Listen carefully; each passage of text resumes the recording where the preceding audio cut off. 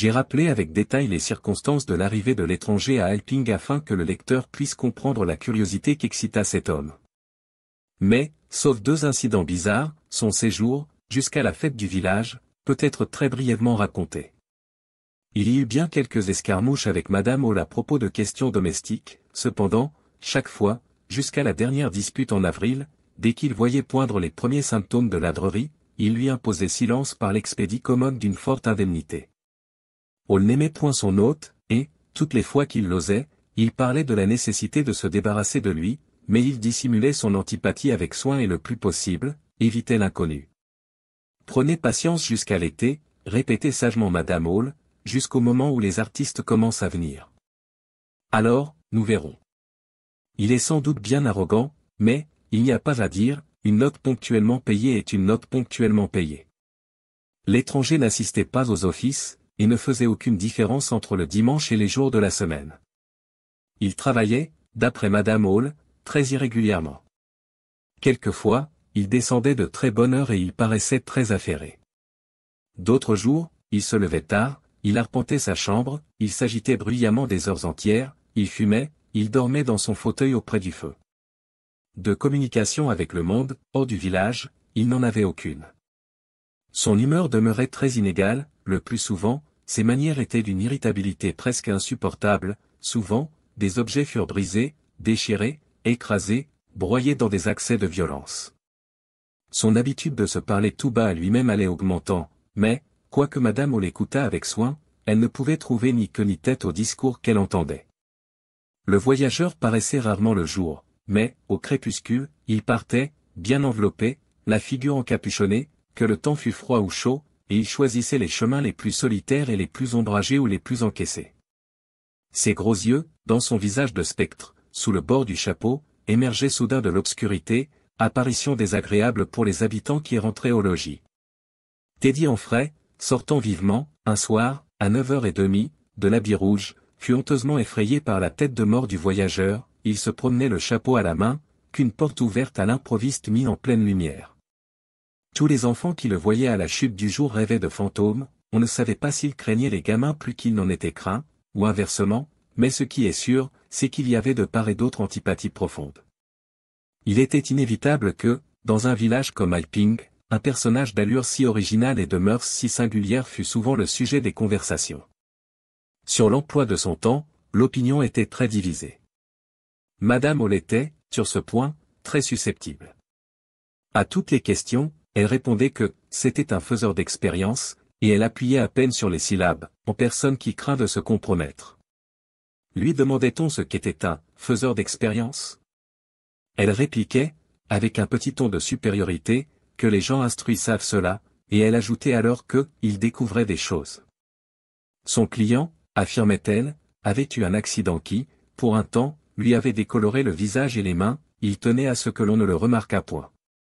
Malgré ces dires, il y avait une idée généralement admise, à savoir que c'était un criminel s'efforçant d'échapper à la justice et s'enveloppant de mystère pour se dérober à l'œil de la police.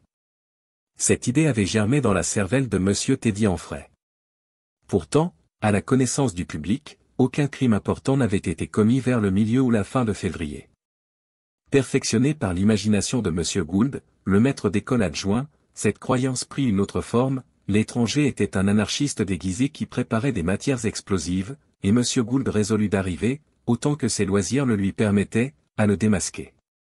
Ces opérations consistaient surtout à dévisager le bandit, chaque fois qu'il se rencontrait, ou à interroger des gens qui, n'ayant jamais vu l'inconnu, ne savaient pas de quoi on leur parlait. Il ne découvrit rien du tout. Un autre parti suivait M. Féarancide et l'on admettait que le voyageur était pis, ou quelque chose dans ce goût-là. Ainsi, par exemple, Silas Durgan affirmait que, si le phénomène voulait se montrer dans les foires, il ferait fortune rapidement, étant un peu théologien, il le comparait à l'homme de la parabole qui n'avait qu'un seul talent. Toutefois, une autre opinion encore avait cours, l'étranger était un maniaque inoffensif. Ceci avait l'avantage de tout expliquer. Mais, entre ces deux principaux groupes, il y avait les esprits hésitants et les esprits conciliants. Les gens du Sussex ont peu de superstition, et ce ne fut qu'après les événements des premiers jours d'avril que le mot de surnaturel fut pour la première fois chuchoté dans le village. Même alors, d'ailleurs, il n'y eut que des femmes pour admettre cette idée. Quoi que l'on pensât de lui, tout le monde à Alping s'accordait à ne pas aimer cet étranger. Sa nervosité, compréhensible pour des citadins adonnés aux travaux intellectuels, était pour ces placides villageois du Sussex un objet d'étonnement.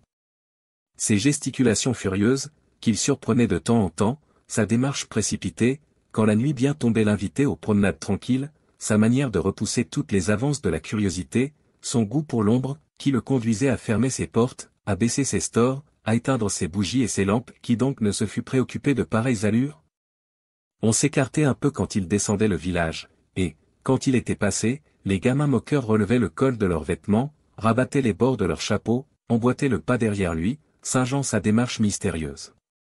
Il y avait à cette époque une chanson populaire intitulée Le Croque-Mitaine. Miss Satchel l'avait chantée au concert de l'école, au profit de l'éclairage du temple. Depuis lors, toutes les fois que plusieurs villageois étaient réunis, si l'étranger venait apparaître, les premières mesures de cet air partaient du groupe, sifflées plus ou moins haut.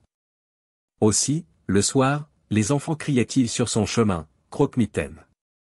Croque-Mitaine, quitte à décamper aussitôt, prudemment. Cus, l'empirique du pays, était dévoré par la curiosité. Les bandages excitaient son intérêt professionnel, les 1001 bouteilles éveillaient sa jalousie.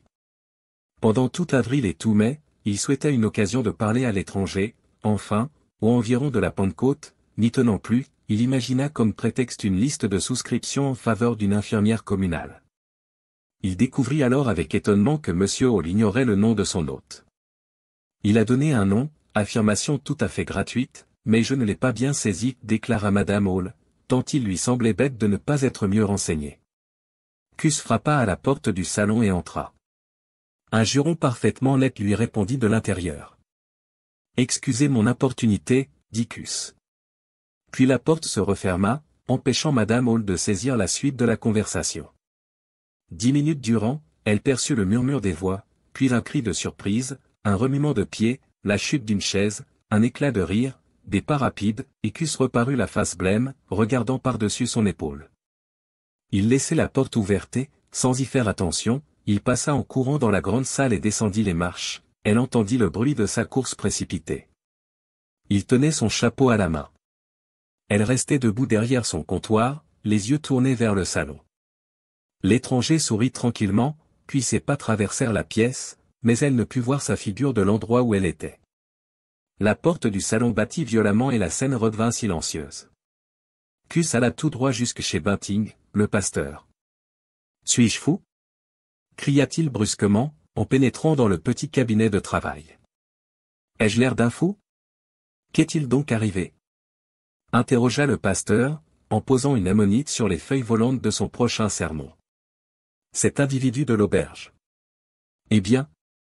Donnez-moi quelque chose à boire. » Continua Cus. Et il s'assit. Quand ses nerfs furent calmés par un verre de sherry à bon marché, la seule boisson que put offrir le brave pasteur, il lui parla de la visite qu'il venait de faire.